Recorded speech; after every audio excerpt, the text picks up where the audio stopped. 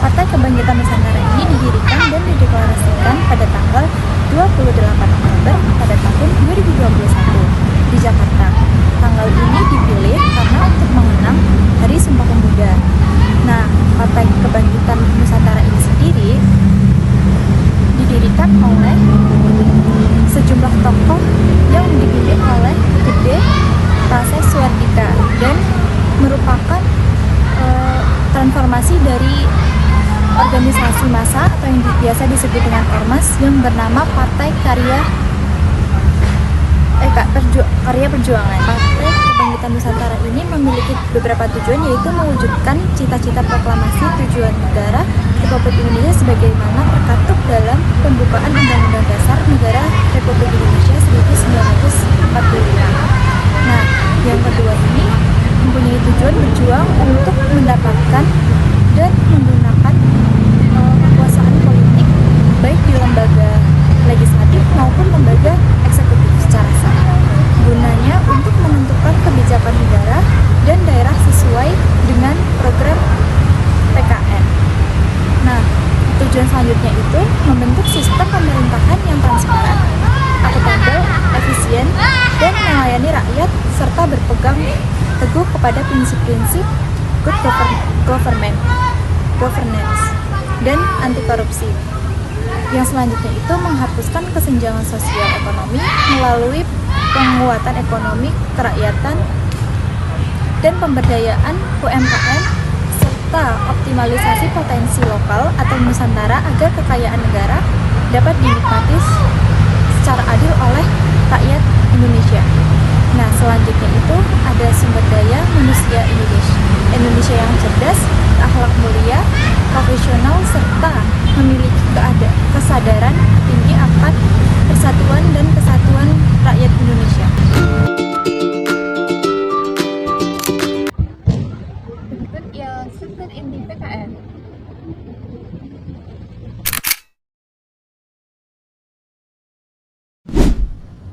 Struktur PKN tidak cuma berhenti di pusat, mereka memiliki DPW di provinsi, DPC di kabupaten atau kota, sampai pengurus kecamatan dan desa.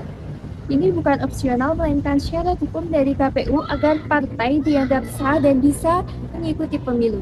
Jadi, tata kelola PKN memastikan setiap jenjang memiliki fungsi dan tanggung jawab yang jelas.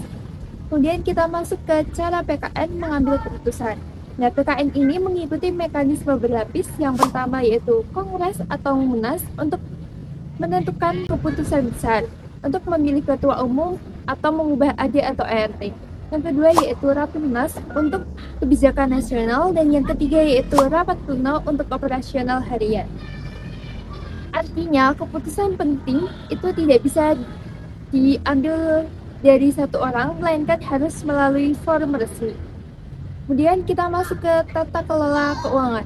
Nah, partai itu bukan organisasi yang bebas uang. PKN ini wajib mencatat semua keuangan dengan sistem pembukuan, misalnya sumber dari dana dari iuran, sumbangan, atau bantuan negara.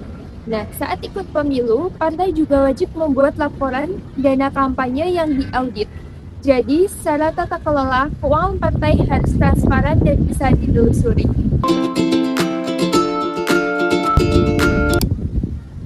Selanjutnya, aturan hukum yang mengikat PKN. Nah, tata kelola PKN ini tidak berdiri sendiri, melainkan ada 3 regulasi besar yang mengikat. Nah, yang pertama yaitu UU nomor 2 tahun 2011 tentang partai politik yang mengatur pendirian struktur keuangan, kode etik dan kewajiban pendidikan politik. Yang kedua yaitu UU nomor 7 tahun 2017 tentang pemilu yang berisi syarat jadi peserta pemilu, verifikasi dan dana kampanye. Yang ketiga yaitu PKPU dan Perbawaslu, itu berisi aturan teknis verifikasi Pelaporan keuangan dan audit. Pentingnya transparansi dan akuntabilitas parpol sebagai pilar demokrasi. Sumber dana parpol itu ada 3. Yang pertama itu dari iuran anggota, yang kedua ada sumbangan sah, perorangan atau badan usaha dan ada batas maksimalnya. Dan yang ketiga ini ada bantuan keuangan negara APBN atau APBD berdasarkan perolehan suara. Nah, dana bantuan negara ini wajib diprioritaskan untuk pendidikan politik bagi anggota dan masyarakat. Minimal 60% dari total bantuan harus dialokasikan untuk kegiatan ini. Nah, sisanya itu untuk operasional sekretariat. Parpol juga wajib menyusun laporan pertanggungjawaban keuangan setiap tahun. Nah, laporan ini itu harus diaudit dan diperiksa oleh Badan Pemeriksa Keuangan atau BPK paling lambat 1 bulan setelah tahun anggaran berakhir. Parpol juga harus membuat pembukuan dan memelihara bukti penerimaan dan pengeluaran. Parpol yang tidak menyerahkan laporan atau terlambat akan dikenakan sanksi berupa penghentian bantuan keuangan dari negara.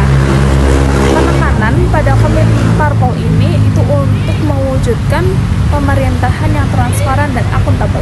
Selanjutnya ada laporan keuangan parpol. Laporan keuangan parpol ialah catatan yang menunjukkan dana berasal dan digunakan untuk apa, yang bertujuan agar publik dapat melihat dana secara transparan. Nah, dalam laporan keuangan Partai Kebangkitan Nusantara terdapat 3 komponen penting. Yang pertama itu ada sumber pendanaan. Biasanya sumber pendanaan ini didapat dari iuran anggota atau donasi atau sumbangan dari pemerintah pusat serta pendapatan lainnya yang sesuai dengan undang-undang. Lalu yang kedua tuh ada pengeluaran atau belanja partai. Nah, dana yang digunakan ini biasanya untuk kampanye, operasional kantor, kegiatan karyawan atau anggota, lalu untuk gaji anggota. Lalu yang ketiga itu ada laporan dan pertanggungjawaban keuangan. Yang pertama itu ada laporan posisi keuangan atau neraca. Yang kedua itu ada laporan perubahan ekuitas. Yang ketiga laporan perubahan arus kas. Dan yang keempat itu ada catatan atas laporan keuangan atau CALK. Audit laporan keuangan adalah proses pemeriksaan yang dilakukan oleh auditor independen untuk memastikan setiap penerimaan dan pengeluaran partai dicatat secara tepat dan sesuai ketentuan. Tujuannya agar pengelolaan dana partai berjalan transparan dan mampu meningkatkan kepercayaan publik. Untuk Partai Kebangkitan Nusantara, audit ini memiliki peran penting karena laporan yang sudah diaudit harus disampaikan kepada BPK. Nah, partai ini sendiri sudah pernah menjalani audit, namun belum dilakukan setiap tahun, mengingat bahwa partai ini merupakan partai yang masih relatif baru sehingga proses administrasi dan pelaporannya masih dalam tahap penguatan. Tahapan audit biasanya mencakup pengumpulan dokumen transaksi, pemeriksaan kepatuhan terhadap aturan, hingga auditor memberikan opini mengenai kewajaran laporan keuangan yang disusun. Nah, secara keseluruhan, audit membantu partai ini membangun kepercayaan masyarakat dan memastikan pengelolaan keuangannya tetap akuntabel dan transparan.